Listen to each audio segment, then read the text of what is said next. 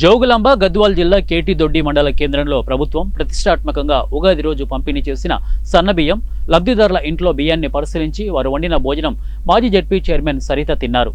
తెలంగాణలోని ప్రజాపాలన ప్రభుత్వం పేదవాడు కడుపు నింపుకోవడమే కాదు, సంపన్నులు ఏ బియ్యం అయితే తింటున్నారో పేదలు అదే సన్నబియ్యంతో అన్నం తినాలన్న ఉద్దేశమే ప్రభుత్వ ధ్యేయమని, అందుకే గద్వాల నియోజకవర్గం కేటిదొడ్డి మండల కేంద్రానికి చెందిన హరిజన మద్దమ్మ తిప్పన్న ఇంట్లో ప్రభుత్వం అందించిన సన్నబియ్యంతో వండిన అన్నం తినడం జరిగిందని, ప్రజలు చాలా సంతోషంగా ఉన్నారని, ఇలా పేద ప్రజల వెంట ఓ కుటుంబ సభ్యుల వలె కలిసి భోజనం చేయడం చాలా సంతోషంగా ఉందని మహిళలు ముచ్చట్లు చెప్పుకుంటూ వారు మాట్లాడుతూ, గత 10 సంవత్సరాల బీఆర్ఎస్ ప్రభుత్వ పాలనలో దొడ్డు బియ్యం తినలేక సరైన తిండి తినకపోయేవారమని, ప్రస్తుత కాంగ్రెస్ ప్రభుత్వం ఎన్నికల్లో ఇచ్చిన హామీ మేరకు పేద ప్రజలకు సన్నబియ్యం పంపిణీ చేయడంతో కడుపు నిండా తింటున్నామని సంతోషం వ్యక్తం చేస్తూ, రాష్ట్రంలో దారిద్ర్య రేఖకు దిగువన ఉన్న నిరుపేదలందరికీ పూర్తి స్థాయిలో ఆహార భద్రత కల్పించేందుకే సన్నబియ్యం పంపిణీ కార్యక్రమం చేపట్టామని తెలిపారు.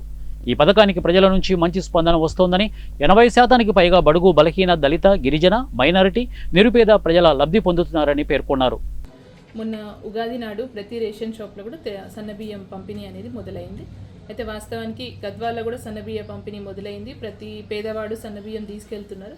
కానీ ఆ బియ్యం సన్నబియ్యం అంటే మామూలుగా అన్ని బియ్యంలా ఉన్నాయా, లేకపోతే కల్తీ ఉన్నాయా, అందులో వడ్లు కానీ చెత్త చెదారము ఇలాంటివి ఏమైనా ఉన్నాయని తెలుసుకోవాలనే ఉద్దేశంతో ఈరోజు కేటిదొడ్డి మండలంలో హెడ్ క్వార్టర్స్ కేటిదొడ్డి గ్రామంలో మన మద్దమ్మ తిమ్మప్ప గారి ఇంట్లో భోజనం చేయడం జరిగింది. నిజంగా కూడా బియ్యం చాలా బాగున్నాయి.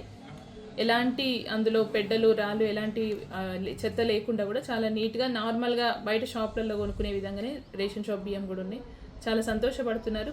పేద ప్రజలందరూ కూడా ఏ ప్రభుత్వం ధైర్యం చేసి ఇలా సన్నబియ్యం ఇయ్యలేదు. కాంగ్రెస్ ప్రభుత్వం ఆ రోజు ఎలాగైతే ఇందిరమ్మ రాజ్యం